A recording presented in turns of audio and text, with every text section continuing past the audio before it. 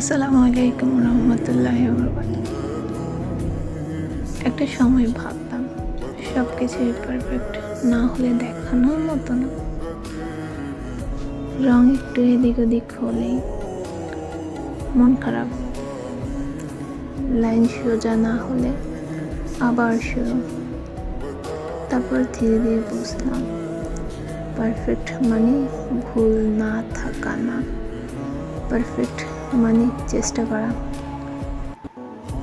যেদিন মন দিয়ে বানাই, ভুল হলেও হাসি থাকে, সেদিনটাই আসলে পারফেক্ট। কারণ মানুষ পারফেক্ট হয় না, কিছু মুহূর্ত সুন্দর হতে পারে, আর সেই মুহূর্তগুলোকে আমরা ভুল করে পারফেক্ট বলি।